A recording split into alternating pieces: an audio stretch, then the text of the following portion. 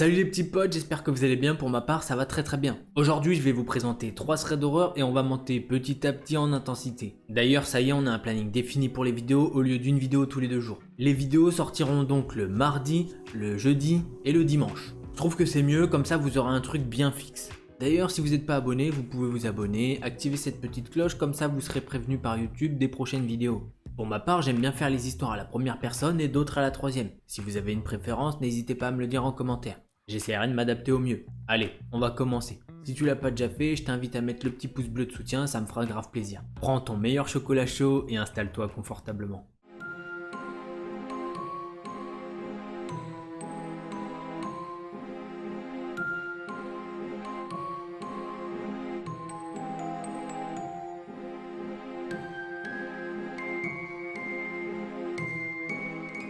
Au moment de cette histoire, j'avais 17 ans, je travaillais dans une boutique de fleurs et de cadeaux. Il faisait nuit et un homme arrive. Il est petit, obèse, chauve, il a la quarantaine et il est vraiment flippant. Il me dit qu'il a besoin d'un cadeau d'excuse pour sa femme. Donc je lui propose un bouquet, évidemment c'est un magasin de fleurs. Il me dit qu'elle n'aimait pas les fleurs avant aujourd'hui mais qu'elle devrait s'y faire maintenant et qu'elle n'avait plus le choix. C'était la première chose bizarre, surtout qu'il vient de rentrer dans une boutique de fleurs. Puis il m'explique en détail comment il l'a frappé. Et il me demande si je pense qu'il avait raison de le faire. J'étais paniqué et je ne me souviens pas exactement de ce que j'ai dit. Mais c'était un truc du genre, pas si vous voulez qu'elle continue d'être votre petite amie. Il m'a ensuite dit à quel point je faisais un excellent travail et me demande quand je finis mon travail. J'évite de répondre à sa question et il s'en va. Il ne s'est plus rien passé d'alarmant pendant 6 mois. Mais juste avant la Saint-Valentin, il est rentré dans le magasin, 1 minute avant la fermeture de la boutique. Il faisait sombre et de l'extérieur, on aurait dit que je travaillais seul, vu que ma collègue était aux toilettes. Instinctivement, c'était comme si un prédateur venait d'entrer dans la pièce. Vous savez, on le sent quand quelque chose ne va pas. Et là, je savais que quelque chose n'allait pas. J'ai alors remarqué qu'il avait un pistolet à l'avant de son coupe-vent, qui était à moitié dézippé. Il était évident qu'il voulait que je voie le pistolet. J'ai rapidement écrit une note sur un papier pour ma collègue qui disait « Il a une arme à feu ». Et j'ai remis ce petit bout de papier à ma collègue lorsqu'elle est sortie des toilettes. Elle s'est approchée calmement du téléphone et m'a regardé, demandant sans mots si elle devait appeler la police. J'ai secoué la tête pour dire non, car je sentais que cela aggraverait la situation. Je ne voulais pas qu'il entende la police et nous prenne en otage ou quelque chose comme ça. J'allais juste essayer d'être aussi calme et normal que possible. Et je ne voulais pas que les choses dégénèrent. Il passe 15 bonnes minutes à errer dans ce qui était un petit magasin. En rétrospective, il attendait probablement de voir si ma collègue partirait car il était maintenant bien après la fermeture. Enfin, il passe une commande pour la Saint-Valentin. Il me dit son nom et son adresse. Des informations qui me semblent cruciales pour que je puisse faire mon rapport après à la police. Il achète une carte et quelques fleurs et sort une liasse de billets de 100 $. Qu'il feuillette lentement comme s'il ne voulait pas payer sa commande de 40 $. Je lui demande s'il veut un sac car ce ne serait pas très discret qu'il se présente avec ça à la maison pour la Saint-Valentin. Non, elle ne peut plus se plaindre de quoi que ce soit maintenant. Et tu devrais en faire de même, sinon je risque de m'énerver. Il m'a dit tout cela en me montrant son pistolet du doigt. Après ça, il est sorti du magasin. Nous avons fermé rapidement la porte et nous l'avons regardé s'asseoir dans son camion à l'extérieur. Nous ne voulions absolument pas quitter le magasin avant qu'il soit parti. Il est enfin sorti de sa place de parking, mais il s'est déplacé à un autre endroit plus loin et il s'est garé de nouveau. Je ne sais pas combien de temps nous avons attendu, mais il est finalement parti. J'ai appelé ma mère en pleurant. Elle a appelé la police qui est venue au magasin le lendemain pour que je lui fasse ma déposition. J'ai dit à ma meilleure amie à l'époque ce qui s'était passé. Elle l'a ensuite dit à sa mère, et sa mère travaillait avec l'homme et a informé la sécurité à son travail. Elle a dit qu'il était très bizarre, effrayant et aimait beaucoup parler d'armes à feu. Il faut savoir qu'il travaille dans une grande entreprise avec des contrats gouvernementaux et des choses qui traitent avec la technologie et les sécurités. La sécurité l'a donc pris à part dans un bureau et l'a interrogé à ce sujet. Il a dit que c'était un gant dans son manteau, pas un pistolet. La police était furieuse que son entreprise ait pris contact avec lui à ce sujet avant eux. Et il a réussi à éviter les multiples appels et visites du policier à son appartement. Après ça, ma mère m'a fait quitter mon emploi, ce qui a été dévastateur pour moi car j'adorais travailler là-bas. Voilà, cette histoire est maintenant terminée. Je sais pas ce qu'il a fait cet homme à sa femme, mais ça a pas l'air d'être joli. Et j'ai quelques théories là-dessus, mais j'aimerais bien entendre les vôtres dans les commentaires. On passe de suite à la seconde histoire.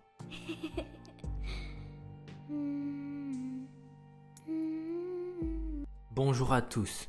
Pour commencer, je m'appelle Kelly et je vais vous expliquer quelques petites choses à savoir pour mieux comprendre. Tout d'abord, il faut savoir que mes parents sont décédés et donc ma sœur et moi habitons avec ma tante. D'ailleurs, elle tient une petite épicerie dans une petite ville où il y a souvent des embrouilles.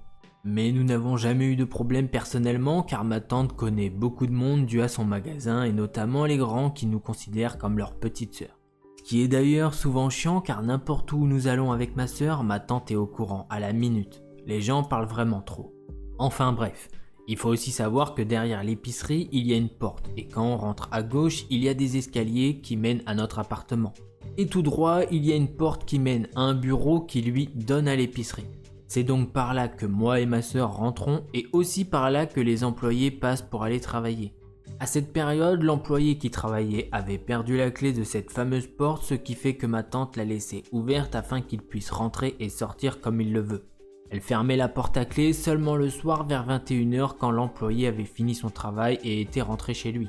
Un soir, on regardait un film, ma tante, ma sœur et moi. Et comme tous les soirs, l'employé active l'alarme et nous dit qu'il s'en va. Ma tante lui souhaite une bonne soirée et elle nous dit qu'elle ira fermer la porte quand le film se termine. Il restait encore 1 heure environ.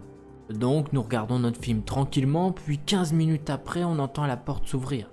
En vrai on s'est pas inquiété plus que ça, vu que l'employé oubliait souvent des choses et revenait donc souvent après être parti.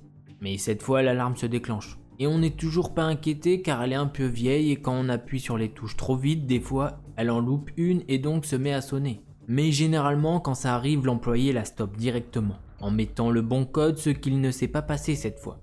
L'alarme ne s'arrête pas. Et donc on comprend qu'il y a un problème. Ma tante descend pour voir s'il y a quelqu'un, et je la suis. À cet instant, ma tante est devant la porte du bureau complètement choquée de ce qu'elle voit. Moi je suis derrière mais je ne vois pas encore ce qu'elle voit. Et ma sœur qui était plus petite à l'époque était restée en haut des escaliers. Donc j'avance pour voir ce que ma tante regardait, et je vois un homme assis dans le bureau avec un couteau, posé à côté de lui en train d'écrire quelque chose sur une feuille. Ma tante essaye dans un premier temps de s'approcher de lui en lui demandant « Qui êtes-vous? Pourquoi êtes-vous là ?» Puis elle s'approche et l'homme se lève, attrape le couteau, le pointe vers elle et lui dit « Sortez de chez moi avant que j'appelle la police !» Ma tante, un peu perdue, me chuchote « Monte et appelle la police, dépêche-toi !» Sauf qu'en voulant monter, l'homme me dit de ne pas bouger. Je reste donc sur place mais de ma position je pouvais voir ma sœur et l'homme lui ne la voyait pas. Je lui ai donc fait un petit signe de la tête et elle a compris tout de suite. Et elle monte pour appeler la police. 2 minutes après, la police était déjà là. C'est une assez petite ville et le commissariat est juste à côté. Les policiers nous éloignent et essayent de maîtriser l'homme qui ne se laisse pas faire. Quelques jours après ça, les nouvelles sont tombées. On nous a dit qu'il n'était pas connu des services de police et que ce n'était pas un homme dangereux. Il avait semble-t-il vrillé et on ne sait pas pourquoi. Ma tante a décidé de ne pas porter plainte parce qu'il ne nous avait pas fait de mal et il n'était pas conscient de ce qu'il avait fait. On a appris par la suite qu'il avait été interné dans un hôpital psychiatrique. Si je vous raconte cette histoire, ce n'est pas pour rien. Il a pu sortir quelques semaines et il est venu s'excuser auprès de ma tante en lui disant qu'il était vraiment désolé et qu'il ne savait pas pourquoi il avait fait ça. Depuis, ma tante lui a pardonné et il vient même de temps en temps à l'épicerie acheter des trucs. Tout est bien qui finit bien. Et pour l'anecdote, sur la feuille sur laquelle il écrivait dans le bureau, il y avait une suite de chiffres. On n'a jamais compris ce que ça voulait dire. Voilà, cette histoire est maintenant finie. Ce que j'aime plutôt bien dans cette histoire, c'est que ça finit d'une manière plutôt positive, on va dire. L'homme a pété un câble, mais apparemment pas trop grave vu qu'il a pu sortir de l'hôpital psychiatrique assez vite. Et le truc cool, on va dire, c'est qu'il est revenu pour s'excuser. Parce que mine de rien, ça a dû être choquant pour les petites. On passe de suite à la 3e histoire.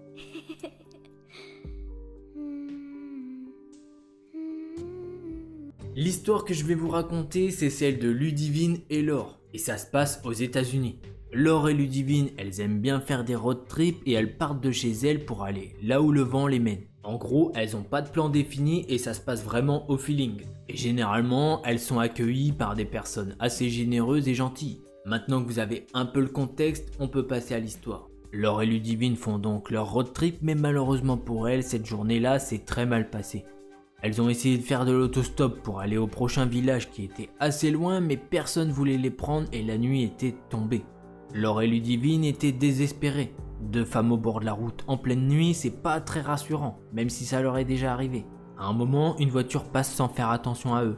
Puis 10 minutes après, la voiture repasse devant eux de l'autre sens. Elles trouvent pas ça bizarre sur le coup. Au bout d'environ 30 minutes, une voiture arrive de leur côté. Laure et Ludivine, elles prient pour que cette voiture s'arrête. À cette heure-ci, c'est peut-être leur seule chance d'arriver au prochain village et de trouver un endroit pour dormir. La voiture s'arrête devant eux et leur dit de monter. Ludivine et Laure, elles se regardent et elles reconnaissent la voiture. C'est celle qui est déjà passée 2 fois devant elles. Laure va voir Ludivine et discute vite fait pour voir ce qu'elles vont faire. Et elles décident quand même de monter dans cette voiture.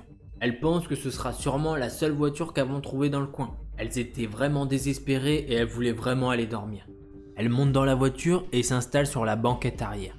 Le mec leur demande où elles vont. Elles lui disent qu'elles vont au prochain village sur la route. Le type leur répond aussi que c'est sa destination vu qu'il habite là-bas. Après ça, il règne un silence de mort pendant environ 5 bonnes minutes. Et le mec finit par commencer à discuter avec elles. Et il leur demande ce qu'elles sont venues faire dans le coin. Si elles ont de la famille dans le village et si elles avaient de quoi se loger là-bas car il n'y a pas d'hôtel dans le village. Laure et Ludivine répondent que non, elles n'ont pas de famille dans le village. Elle lui explique donc qu'elles font un road trip et qu'elles pensaient dormir dans une ferme ou un truc dans le genre dans le coin. Et là, le type leur dit simplement qu'il a une chambre d'amis qui est disponible si elles voulaient y rester pour la nuit. Laure et Ludivine, elles sont super contentes d'avoir trouvé quelqu'un qui peut les héberger et elles acceptent. Ils continuent leur conversation et de fil en aiguille, la discussion devient de plus en plus étrange. Il leur dit qu'il est chasseur et qu'il collectionne les fusils. Avec son téléphone, il leur montre même des photos. Puis il commence à leur parler d'un homme et d'une femme qui ont disparu dans les environs. D'ailleurs, il a pas mal d'hypothèses là-dessus. Laure, elle commence à se sentir un peu en danger. Et elle le fait savoir à Ludivine en chuchotant qu'il y a un truc pas net avec ce type. Quelques minutes après, la voiture s'arrête. Elles finissent par descendre de la voiture et elles voient la maison du type qui est complètement délabrée. Là, elles sentent vraiment qu'elles doivent se casser d'ici. Le mec commence à avancer devant la maison, ouvre la porte et leur dit « Après vous, mesdames ».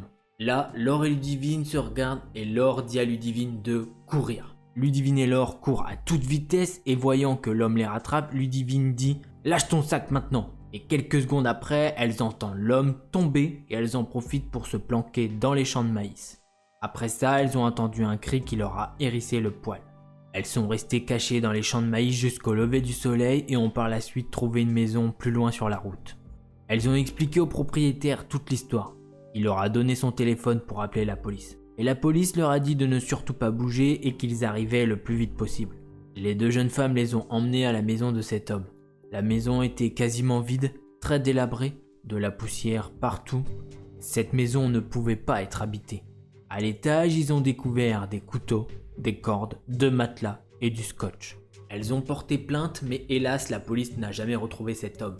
Laure et Ludivine se demandent encore ce qui leur serait arrivé si elles étaient rentrées dans cette maison cette nuit-là. Voilà, cette histoire elle est maintenant terminée. J'ai jamais fait d'autostop, mais avec cette histoire maintenant j'ai vraiment plus envie d'en faire. L'autostop c'est super flippant, tu sais pas sur qui tu vas tomber, c'est un loto permanent. Un jour tu tombes sur une femme très gentille et le lendemain tu tombes sur un homme qui est complètement malade et qui veut te zigouiller. Voilà, j'espère que ces 3 threads vous ont plu, si c'est le cas n'hésitez pas à mettre ce petit pouce bleu de soutien. Si vous voulez voir les prochaines vidéos et que vous n'êtes pas encore abonné, je vous invite à le faire en activant cette petite cloche aussi.